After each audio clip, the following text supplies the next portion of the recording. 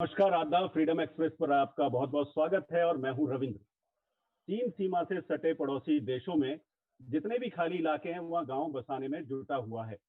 वास्तविक नियंत्रण रेखा पर भी वो यही कर रहा है, ताकि युद्ध की जब स्थिति बने तो इन गांवों को सैनिक बैरक के तौर पर वो इस्तेमाल कर सके। चीन की ये हरकत पहली दफा भी नहीं है, क्योंकि पिछले कई दशकों से चीन इसी तरह से चीन से सटे इलाकों पर कब्जा कर रहा है और फिर उन इलाकों पर अपना दावा भी ठोक रहा है। और 2004 के बाद, यानी मोदी सरकार आने के बाद, ये घुसपैठ और चीन की दादागिरी लगातार बढ़ी है। इसी मामले पे हमारे साथ डिफेंस एक्सपर्ट हैं और फोर्स मैगजीन के संपादक हैं श्री परवीन सानी जी हमारे साथ इस चर्चा में मौजूद है। परवीन जी, आपका हमारे इस खास कार्यक्रम में बहुत बहुत स्वागत है। परवीन जी, मैं आपसे पहला सवाल ये पूछना चाहता हूँ कि चाइना ने भारत की 38,000 वर्ग किलोमीटर भूमि पर अनाधिकृत कब्जा कर रखा है। चीन भारत की सीमा पर लगे लगभग 90,000 वर्ग किलोमीटर की जमीन को भी अपनी बताता है। बावजूद इसके क्यों हमारी सरकार अभी तक इस मामले पर आंखें मूंदे बैठी हुई है? सवाल ये है कि जो चीन कह रहा है आज कि ये जो स्टेट ऑफ अरुणाचल प्रदेश है, ये पूरा जो हमारी स्टेट है, वो कहते हैं ये साउथ तिब्बत है। तो ये कोई नई बात नहीं है। जी ये उन्होंने खुलेआम 2010 में ही बोल दिया था। वो जी दूसरी बात है कि हमारे पॉलिटिकल लीडर्स और हमारे डिप्लोमेट वो गुमराह करते रहते हैं कि नहीं, वो सिर्फ तवांग चाहते हैं, तवांग ट्रैक चाहते हैं। सवाल ये है कि उन्होंने पहले ही क्लियर कर दिया था कि ये पूरा हिस्सा जो है वो साउथ तिब्बत है। जी दूसरी बात ये है, देखिए, जब ये लद्दाख का मसला शुरू हुआ है जी और जो रिपोर्ट्स आ रही है उससे ये साफ जाहिर होता है, करीबन 1,000 स्क्वायर किलोमीटर, और वो जी बहुत जमीन होती है, उस पे वो आके बैठ चुके हैं। अब जी उनको वहां से हटाना, पीछे करना बिल्कुल नामुमकिन है। तो जी सिर्फ कोशिश ये हो रही है हिंदुस्तान की तरफ से।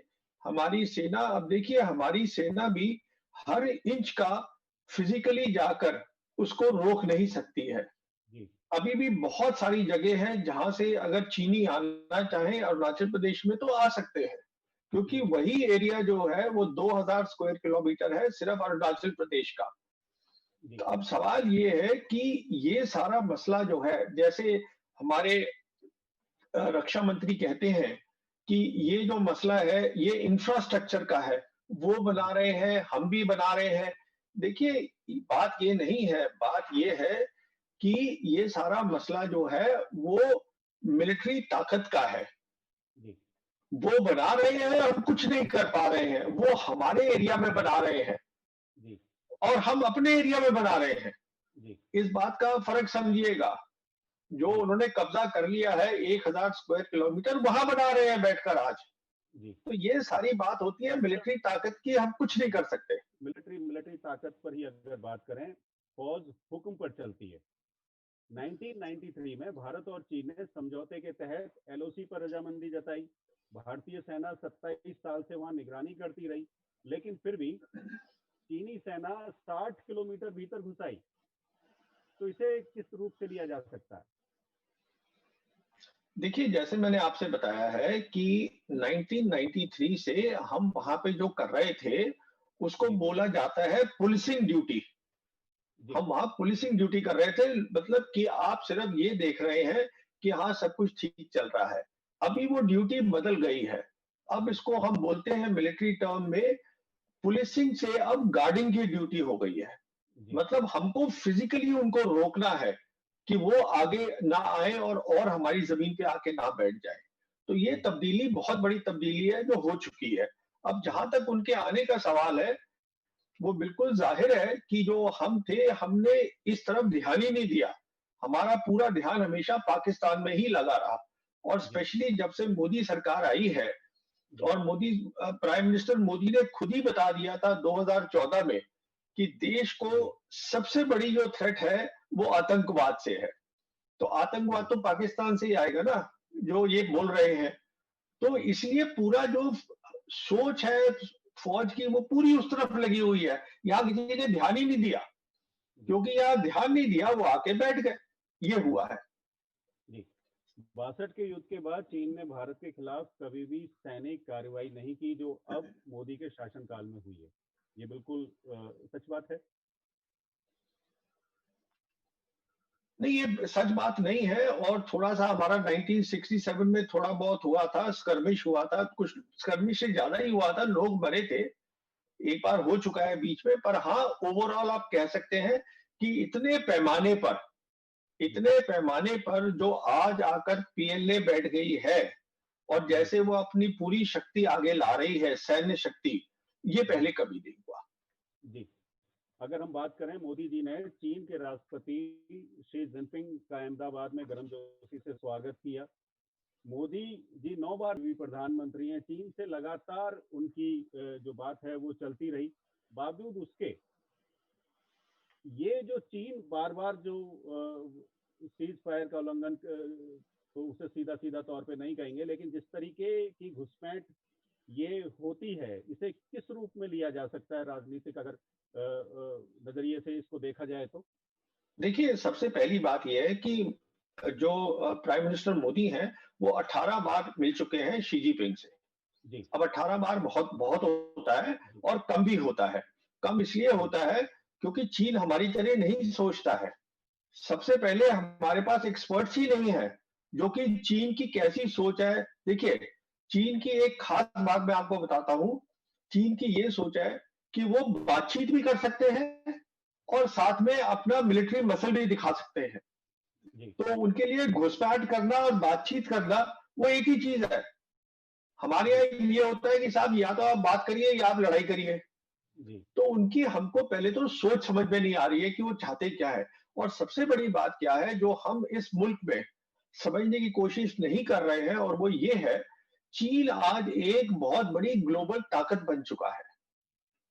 चीन जो है इस समय टक्कर अमेरिका के साथ कर रहा है। जी। चीन हमारे को अपने लेवल का देखता ही नहीं है। तो मतलब ये है अब कि अगर ये हम सानी साहब, ये अंदाजा लगाया जाए कि अरुणाचल में जो चीन दावे कर रहा है, और वो एक हमें एक कमजोर देश के रूप में वो देख रहा है, अगर बात करें इस पर तो? देखिए, हम कमजोर देश में के रूप में देख नहीं रहा है। असलियत ये है कि हम कमजोर हैं। जी। आप इस बात को समझने की कोशिश करिए, जो इस मुल्क में लोग नहीं समझ रहे हैं। जहां तक सैन्य ताकत का ताल्लुक है, जहां तक टेक्नोलॉजी ताकत का ताल्लुक है, हमारा और चीन में इस समय बहुत बड़ा फासला है, जो कि अब कम नहीं किया जा सकता। तो ये कहना कि वो हमें देख रहा है, नहीं, वो जानता है कि आपकी जो सैन्य शक्ति है वो नहीं है। इसलिए वो दावा कर रहा है, और इसलिए मैं कहता रहता हूं कि आप उसके दावे को सीरियसली लीजिए। ये मत समझिए कि चीन पोस्चरिंग कर रहा है। वो पोस्चरिंग नहीं कर रहा है। ये मैंने 2001 में अपनी पहली किताब में लिखा था, डिफेंस मेकओवर, कि जी। अगर लड़ाई होगी तो वो यही होगी, ईस्टर्न सेक्टर में। तो मैं जी। अब आज मैं कह रहा हूं आपके चैनल पे, अगले 5 साल के अंदर अंदर अगर हमने तब्दीली नहीं करी अपनी सोच में, अपनी राजनीति में चीन चीन के साथ, तो लड़ाई तय है। बिल्कुल, मैं समझता हूं, ये मेरी सोच है। जी। मैं आपसे अगला सवाल ये करना चाहता हूँ कि भारतीय सेना के 20 जवान जो गालवान घाटी में मारे गए, क्या भारत ने उसी अनुपात में चीन को कूटनीतिक और सैनिक जवाब दिया है? 20 लोग हमारे वहाँ मारे गए, सैनिक 20 मारे गए, उसके बाद हमने उनका टिकटॉक बंद कर दिया, कुछ हमने कहा कि भाई हम कुछ बिजनेस डील्स नहीं करेंगे। ये काफी है क्या इंटरनेशनल लेवल पर ये नहीं, ये मानना? बिल्कुल काफी नहीं है, और इससे हमें नुकसान ज्यादा है, उनको कम है। जी। हमारे यहाँ हमारा उनके साथ जो ट्रेड है वो बहुत ज्यादा है, और उनका मैक्सिमम ट्रेड अमेरिका के साथ है। जी। तो ये अब सवाल ये है, अगर हम कुछ नहीं कर पा रहे हैं तो कुछ तो करके दिखाना चाहते हैं। तो वो हमने करके दिखा दिया है, पर उसका असर इस पे पड़ेगा, कोई असर नहीं पड़ेगा।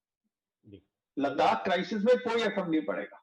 जी, अगला सवाल मैं एक करना चाहता हूँ कि चीन के साथ भारत के 2012, 2015 और उससे आगे जो समझौते हुए, वो अचानक ही चीन ने सभी समझौतों से इनकार कर दिया, और वो 1962 के समझौते को आगे रखकर चीनी जो सीमा रेखा को अब वो स्वीकार कर रहा है।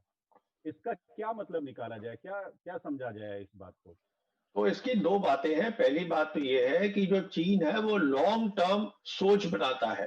जी। वो नाक के नीचे नहीं देखता, वो बहुत दूर तक देखता है। जी। इसका मतलब जो 62 में एक चिट्ठी लिखी गई थी, 59 की जो बात करते हैं वो, जिसमें जी। जिक्र किया गया था 59 में, जब चाओ एन लाई गए थे, उन्होंने चिट्ठी लिखी थी प्राइम मिनिस्टर नेहरू को, समझे जी। आप? उसमें ये उन्होंने साफ कहा था कि इसको हम लाइन ऑफ एक्चुअल कंट्रोल बोलेंगे। हमने जी। उस बात को सीरियसली लिया ही नहीं। जी। चीन का जहां तक सवाल था, वो 59 में बहुत क्लियर थे कि अगर कभी हमारे पास ताकत होगी, और आज उनके पास ताकत है, तो हम उसी लाइन को क्लेम करेंगे। उन्होंने क्लेम कर ली। जी। पहली बात तो ये है। दूसरी बात ये है कि देखिए, मैं वही बात बार बार आपको बताता हूं कि हमको, और अभी भी, अब देखिए इतने महीने हो गए हैं, ये हमारी प्रॉब्लम शुरू हुई थी करीबन अप्रैल 2020 में। जी। ये जो लद्दाख की क्राइसिस हुई थी, मैं सुनता रहता हूँ कमेंटेटर्स को, मैं सुनता रहता हूँ रिटायर्ड जनरल्स को, एयर मार्शल्स को। अरे भाई, जब आपको लड़ाई ही समझ में नहीं आ रही है, पीएलए क्या लड़ेगा, तो आप जी। उसकी तैयारी कैसे करेंगे? मेरा हमेशा ये रहा है कि उसकी एक अलग लड़ाई है जो आपको नहीं समझ में आ रही है। इसलिए मैं कहता हूं कि हमें खतरा बहुत ज्यादा है। जी। एक तरफ पाकिस्तान है, एक तरफ चीन है, और दोनों मिलकर भारत से लड़ते हैं। भारत इन दोनों देशों से अपनी अपनी सीमाओं पर अकेला लड़ता है। क्या हल हो सकता है कि भारत इन दोनों देशों का मुकाबला कर सके और सीमाएं भी सुरक्षित रहें? नहीं कर सकता है, मैं आपको बता रहा हूं। वो एक का भी नहीं कर सकता है, वो चीन का नहीं कर सकता है, बात खत्म। अब आप उसको, अब देखिए सवाल ये है, ये सरकार को नीति बदलनी है, ये मिलिट्री बदल नहीं सकती है। जी। ये सरकार को सोचना है कि साहब, जो हमारी थ्रेट्स हैं, क्या ये रियलिस्टिक थ्रेट्स हैं? क्या हमको कुछ और स्ट्रैटेजी बनानी है, कोई जी। और सोच बनानी है, रणनीति बनानी है, जिसके तहत हम चीन को और किसी और तरीके से कर सके, सुलझा सके? या पाकिस्तान से क्या हमें दोस्ती करने की जरूरत है? क्या हमें पाकिस्तान के साथ अपने फ्रेंडली चैनल्स खोलने की जरूरत है? तो ये तो सरकार को करना है ना। अब सरकार ने जो हुक्म दे दिया मिलिट्री को, तो मिलिट्री कहेगी कि हम दोनों तरफ लड़ लेंगे। अरे भाई, कहां से लड़ लोगे? जब आपको एक ही लड़ाई समझ में नहीं आ रही, तो आप दो तरफ कहां से लड़ लोगे? तो ये जी। सबको मालूम है कि ये नहीं हो सकता है, पर जी। कहना जरूरी है, बिकॉज ये जिम्मेदारी सरकार की है, मोदी सरकार की, कि जो आज हुआ है, दो फ्रंट जो एकदम लाइव है, ये कहाँ हुआ है? पहले कभी नहीं हुआ। हमने आज मुल्क को इस कगार पे लाके खड़ा कर दिया है कि दो जगह हमारे दो दुश्मन खड़े हैं, और हम अभी भी कह रहे हैं कि हम उनसे लड़ सकते हैं। आप नहीं लड़ सकते। जी। एक अंतिम सवाल मैं आपसे पूछना चाहूंगा। चीन लगातार बोलता रहा है कि एलओसी और पीओ के विवादित सीमाएं हैं, लेकिन अब वो अरुणाचल प्रदेश के जिस हिस्से पर चीन ने गांव बसा लिया है, अरुणाचल प्रदेश में 101 पक्के घर बना दिए हैं, और अब वो कहता है कि वो इलाका उसी का है, जबकि वहाँ एक चौकी भारत की थी, और अब वो कहता है कि अब इसमें भारत का दखल नहीं है। तो इसका क्या मतलब निकाला जाएगा, सानी साहब? ये सवाल आपका, आवाज नहीं आई है इनमें, क्लियर नहीं हुआ। जी, मैं ये कह रहा हूँ कि चीन लगातार बोलता रहा है कि हाँ। एलओसी और के विवादित सीमाएं हैं, जी। लेकिन अब वो अरुणाचल प्रदेश के जिस हिस्से पर चीन ने गांव बसा दिया और 101 पक्के घर बना दिए हैं, और अब वो चीन कहता है कि ये इलाका अब उसी का है। इस भारत में इसका कोई दखल नहीं है। चीन का ये दावा कितना मजबूत है, और इस दावे के खिलाफ हम कैसे जा सकते हैं इंटरनेशनल लेवल पर, ये आप? तो आपको इससे ज्यादा मजबूती क्या चाहिए कि वो आके बैठ गए हैं? आपको इससे ज्यादा मजबूती कहाँ क्या देखनी है कि वो आके और बना देंगे? जी।